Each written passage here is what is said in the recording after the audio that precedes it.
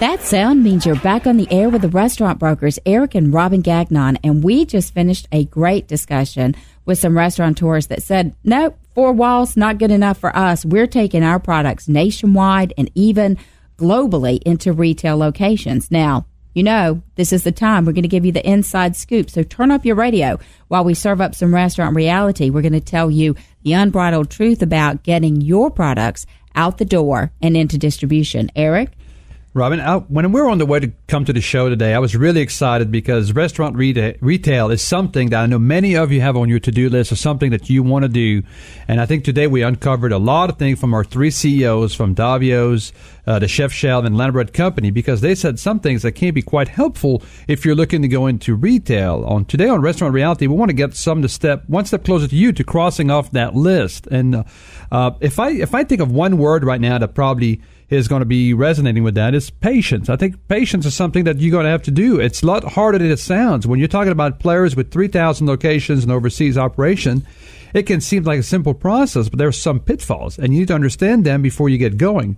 So first of all, do your due diligence. We say that a lot on this show, but do your due diligence. You need to know and abide by food safety regulations. It's a whole different set of rules when you start putting stuff in a retail location than you are when you're cooking in the restaurant. And there is different permitting, and people need to be aware of that, because we actually have a business for sale right now where they are doing production for airport contracts, and the chef started the business. They never expected to get the contracts. They have them, but the reality for him is, you know what? It's not so much fun anymore. I have to be so precise. I have to produce the same thing over and over and over again, like the creativity. And because I said to him, why on earth would you want to sell such a lucrative business? And he said, it's not fun to me anymore. I would prefer to be in a quaint restaurant setting where I don't have somebody inspecting to make sure I manufacture exactly and precisely and perfectly.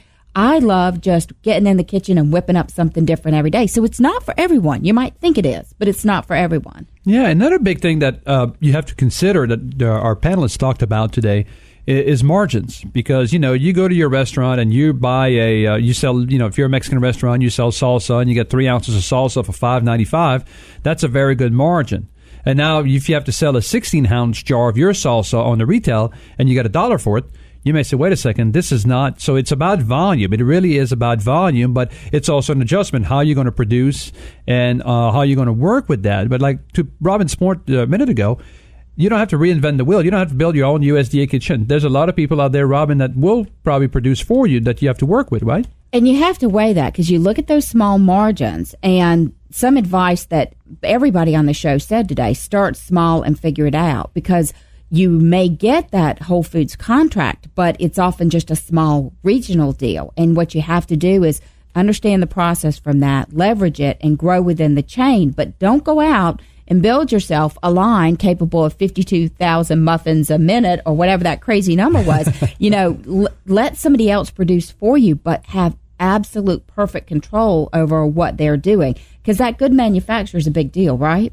Absolutely. And it doesn't mean, if Jerry was talking to Atlanta Bread Company, we have 4 full-time chefs that are producing that. So if you're a chef, you own your restaurant and you want to go into a retail product, this is a second full-time job. Do understand that this is not just, hey, my sauce is great, I want to produce an extra 20 gallons a week right now and sell it. That's a great way to start, but this is not what's going to get you into the major accounts. Well, and the other thing, neither one of them talked on, but it's absolutely true, is that, you produce something in the kitchen and it goes out the door, but shelf life and maintaining shelf life for food is different when it's packaged than it is for, coming straight out of the kitchen. So there may be preservatives or additives or other things that you have to introduce that can change the composition and flavor of your products. So you've got to get that right. Test, quality before it ever gets packaged and bottled. That's an excellent point, because how many of you, we talked about that a minute ago, that, California Pizza Kitchen, if those of you went to the restaurant and go to your grocery store, they're in about every grocery store in America,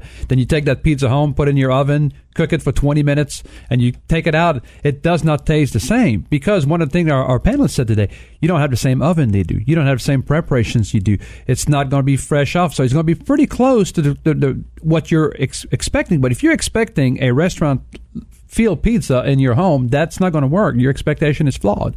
Yeah, but I think that today's consumer probably does understand. There's a trade-off. They see the brand and their expectation is for the flavors, but that's never going to replicate that in-restaurant experience where you sit down, you break bread with people. That's, as old as life itself. And I would also say part of the reality has to be to understand there's very limited shelf space in America. And if you really want to get into this game, you have got to be prepared to hear no, no, no many, many times. You have to be tenacious. You have to be persistent. It will happen over time, but not just automatically. And we actually have some listings for sale, Eric, where they are brands, national brands that you would find in supermarkets or on Whole Foods shelf today. So, for example, I've got a Carvel ice cream. Great brand. It's been in freezers everywhere for years and years. That is a great point, Robin. And by the way, the no's that Robin and I are talking about, we're talking about a lot harder than get approved for Main and Main Street in America by our landlord. This is even more difficult than that, guys. So make sure you're tenacious and you understand. We do have Carvel, like Robin said. When you go to any freezer space, you see these beautiful Carvel ice cream cake and everything. We also have, speaking, Jerry was on our show today, we have some Atlanta Bread Company in Georgia and South Carolina, different markets that are available for sale, that are great brand. And we heard about their muffins and their croissant today. Man, I mean, I want them to make them for me in my store. That sounds like a great deal. And I imagine the conversation that took place when Atlanta Bread was saying to their franchisees, by the way, we're going to bake for Whole Foods and these people. And maybe initially the franchisees thought, wow, I don't know if that's such a good idea because maybe that's competition, but it absolutely extends the reach of their brand, extends the reach of their customer, and study after study shows that it's just a win-win scenario for someone that goes out there and gets it.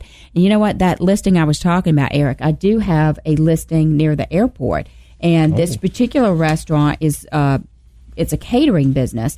They are doing $20,000 to $25,000 a month in sales with one contract and about $8,000 a month with another contract. But they have had to get good manufacturing process certified. That's a certification that means they can actually manufacture and everything's in place so that they can handle food safely. And then it's prepackaged. It goes out to the airport and it gets sold through that location.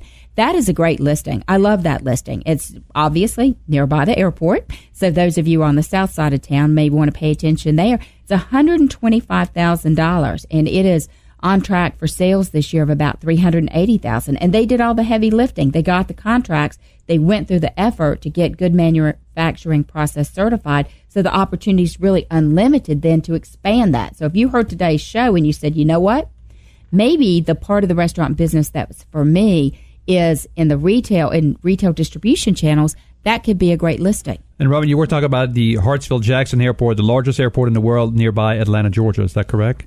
That's it. Wow. The busiest airport in the world year after year. What a great show today. We have been talking about how you take your restaurant product and then push it out through different retail distribution channels. I want to remind everybody you can find our show after the fact online at WeSellRestaurants.com, as well as all the listings that we've talked about today and hundreds more. You've got a second, go out to Facebook at facebook.com/WeSellRestaurants and give us a like.